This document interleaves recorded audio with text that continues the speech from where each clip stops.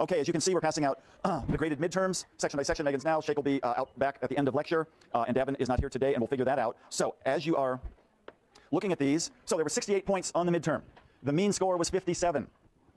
If we went with a strict 90% up A, 80% to 89B, it would be 61A, 54B, and about 48C. Given how hard the test was, a lot of material, we're going to curve it somewhat. But remember, what I say in the next few seconds would be your grade if this were the only test. There's a second midterm, there's section grade, and there's a final. The final will be basically a midterm number 3, non-cumulative, plus some essay questions that will be cumulative. We'll talk more about that later.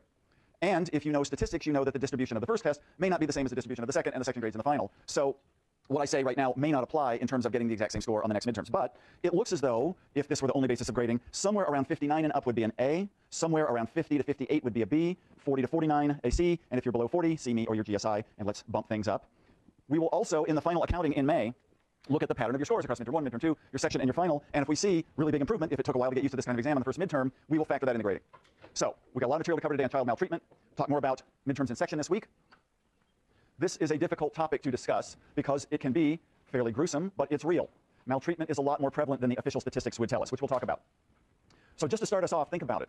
You're a kid and you're being physically assaulted or sexually assaulted by a family member, and over and above the consequences directly of that physical or sexual assault or neglect, which we'll talk about too, you're in a bind.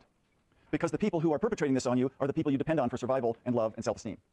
So maltreatment often has this huge conflict embedded in it, which is maybe if I'm the kind of kid who gets this treatment and you don't want to castigate the people foisting it upon you, maybe it's me. So there's a dynamic of internalization. Maybe I have not been a good enough kid. Maybe I'm somehow, at my core, not the kind of person who deserves good treatment, not that a little kid would say in those kind of words, but there's anger, there's humiliation, there's shame, and this sense of maybe somehow I deserve this, because in a just world, parents or other relatives wouldn't treat their kids this way. Now, of course, not all maltreatment comes from family members, and it's a big category, but this is really important. So maltreatment, read the Bible, read other historical documents, has been part of the human condition since we've been humans. Many primates engage in infanticide, especially if there's too many kids in the family.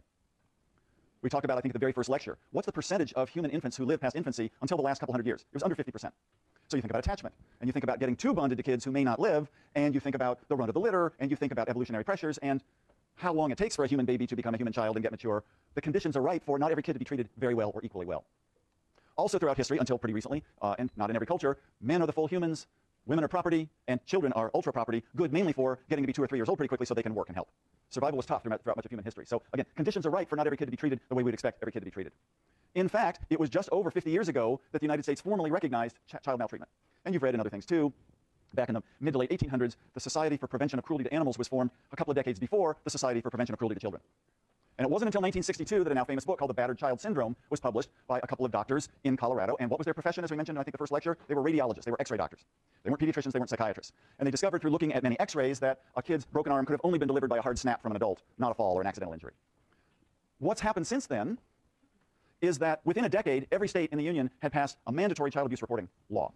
So from not recognized at all, now, California is a good example, if you are a teacher, a psychologist, a psychiatrist, a dentist, a photographic assistant in dark rooms, and of course it's pretty different now today with digital cameras, or a bus driver, and you have reasonable suspicion that a kid has been abused or neglected, you don't have to have proof, you don't have to see the welts on the back, you don't have to have a documented sworn testimony from the parent. Reasonable suspicion, not only may you must report either to your county sheriff or the Child Protective Service in your county.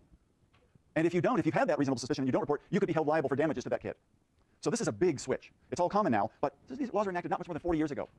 So, remember our little discussion the other day of false positives and false negatives? Which is the worst error? To fail to report a kid who's getting abused or neglected, or to over-report, to falsely report a kid who actually isn't? It's a pretty tough call. Neither error is one you'd like to make. But with mandated reporting, there are probably going to be a percentage of false positive reports. Now, what if you make a false positive report? You're pretty sure you've been working with a kid, that kid's been abused or neglected, and you're wrong. If you've got documented notes, if you're not making this up to get even with a parent you don't like, you are immune from counter-prosecution by the parent. But if this is willy-nilly and you haven't documented it well, that could be trouble. So, there's a lot of concern among people I work with and know in the child field. Is mandated reporting good?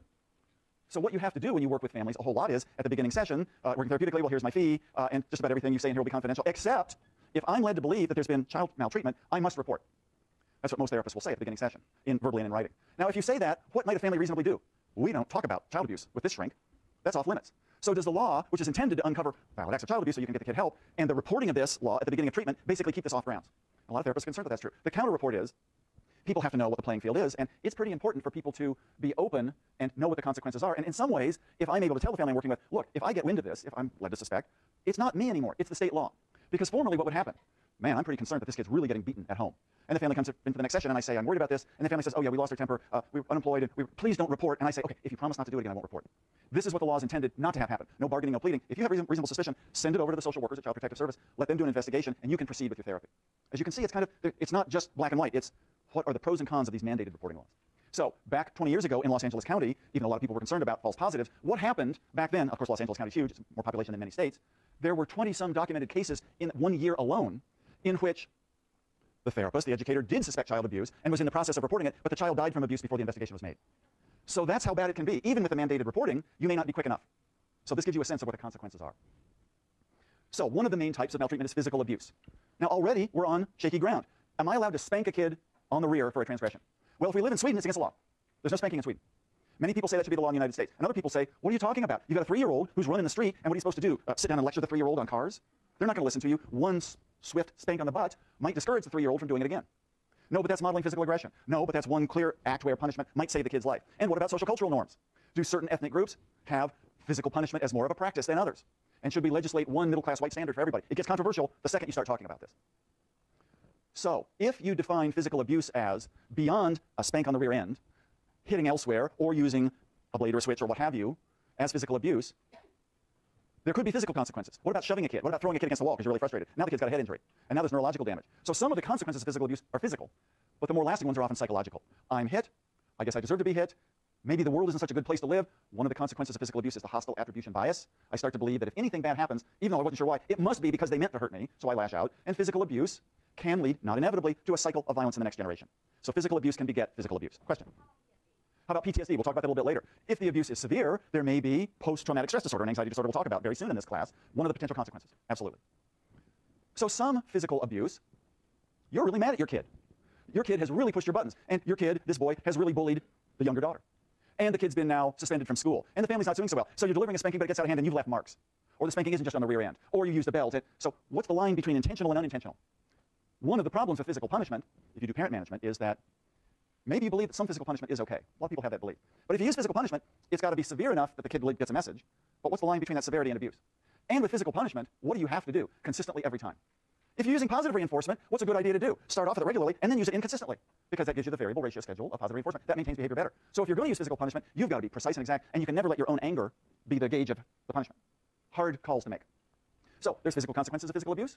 There's cognitive consequences, especially if there's head injury. Actual MRI studies have shown brain trauma related to the kid who's been thrown around. And what about socially, behaviorally? There's many consequences of abuse. The most common one of physical abuse is overt aggression. That kind of makes sense. You're modeled being physically maltreated, so you may model that, or you may internalize it. You may say, I guess that's the way I should treat others too. However, when we talk about the hostile attribution bias, there might be depression that results too, because maybe you believe you've been deserving of that punishment. So there's no automatic laws. Physical abuse always causes this consequence. Sexual abuse always causes that consequence. So we just talked about this. There is real evidence that, and of course there's many exceptions, physical abuse in generation 1 will lead several decades later to a likelihood of that kid who's now an adult and a parent physically abusing their own kids. That's what I got. Spare the rod, spoil the child. And this cycle of violence is one of the big preventive goals for a lot of people in developmental psychopathology. Now you could say, is it pure modeling? Maybe there's some aggressive tendencies in the parent, and the kid not only models those, but there's gene-environment correlation or even interaction, so we could get into transactional processes. We do know that in the cycle of violence, abuse leading to abuse, the shared environmental component is pretty big. This isn't just a very aggressive parent passing on genes to a very aggressive kid. There seems to be an independent shared environmental contribution, which means that it's what? It's a malleable risk factor. What do you think?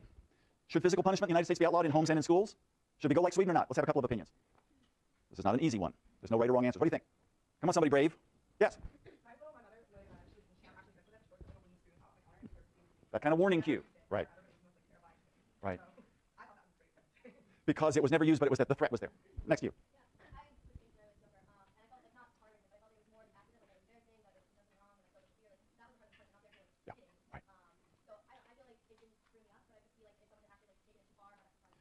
I mean, the research shows, this is a complicated area, that parents who are otherwise fairly authoritative, a lot of warmth, clear limits, and occasionally and rationally use physical punishment, there don't seem to be documented untoward effects on the kid. But once you start to say that, and if I'm a parent and I'm pissed off today, my physical punishment may not be that rational procedure. And it's easy for the emotional state of the parent to blend over and meld over into more harsh physical punishment, and then it's abuse. Right? Anybody else? Yeah, right here. Yes? So what if the kid is already somewhat aggressive and now gets modeled this versus a kid who's got sort of a healthy fear of authority, and that one physical punishment might be the right warning signal? So maybe it's really developmental psychopathology, and the effects of, quote, physical punishment or abuse aren't the same on everybody. So what do you say? Now let's see, let's go door to door. Oh, your kid is okay to physically punish because his psychological profile is that, but she shouldn't be. Obviously you can't do that. Right here.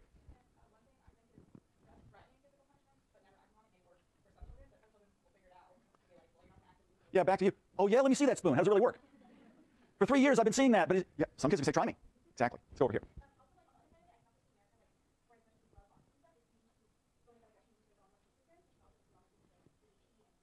Yeah, so maybe if we outlaw any physical punishment, even quote good rational kind, then we become a nation of even more permissive parents, and we get acting out behavior on the other side too. Let's do a couple more right here.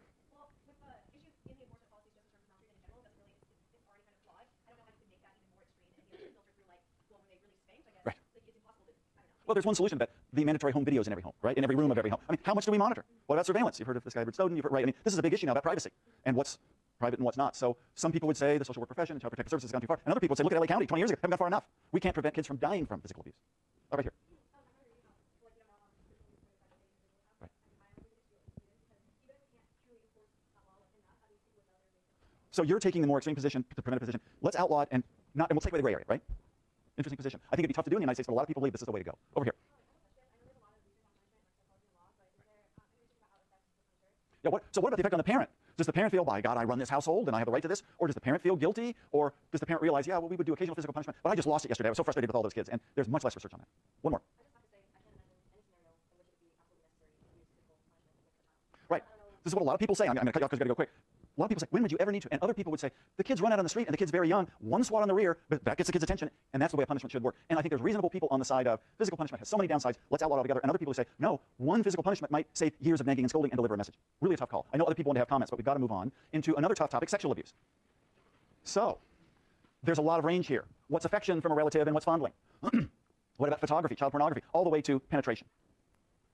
Over and above what we just talked about with physical abuse, now when it's sexual, this is the kid's body, and it's been violated. So in addition to other consequences you might think of, now the most intimate act you can do, I am part of that, and I'm way too young to have given consent. Who do I trust now? Do I trust any people who are older, older siblings, older peers, parents, aunts and uncles, even grandparents? And trust is a big dynamic when sexual abuse is involved, as you might guess. So think about, these are difficult issues to talk about again, but penetration, a young girl by a male, an adult male or an older male, there may be physical trauma in the vaginal area. There may be sexually transmitted diseases. It's hard to see an 8-year-old with gonorrhea, but it happens. And she obviously wasn't consenting for this. What about cognitive? Now, there's not the same evidence that if a kid's head is traumatized in physical abuse, you might find cognitive decrements. But, as we just said, intimacy issues, trust issues, more emotional issues cognitively than actual IQ point loss may be consequences of sexual abuse. The rule of thumb, and there's many exceptions to this, if physical abuse tends to breed externalizing physically aggressive behavior, sexual abuse on average would yield internalizing, depressed, post-traumatic kinds of reactions, more on the internalizing spectrum. Sleep dysregulation is a common consequence. One of the signs in many, but not all kids who've been sexually traumatized is that these are kids who tend to act in sexually provocative ways at very young ages. That's modeling, right? Maybe you get the sense that which pronoun I put it in. So if it's me and I've been sexually abused, maybe I'm worth it. My worth to others is in my sexual attractiveness. So I have worked with, in inpatient, outpatient settings, 6- and 7-year-old girls who act like 26 or 27-year-old girls who are street walking. Very sexually provocative, knowing the right or wrong terms to use, basically to attract guys, but then it's talk about a cycle of repetition, but maybe this is what they feel their worth is, and they've heard these words modeled. Now here's an interesting issue sort of in the history of the last 25 years of clinical and child psychology. Some of you know of famous preschool case about 25, a little more than that, years ago in Los Angeles, down in Redondo Beach, the McMartin Preschool. And there were big allegations of rampant sexual abuse going on at this preschool. It turns out that there was sexual abuse going on, but one of the parents said that there was devil worship and all this stuff, and that parent turned out to have a psychotic disorder, and some of the allegations were probably not true.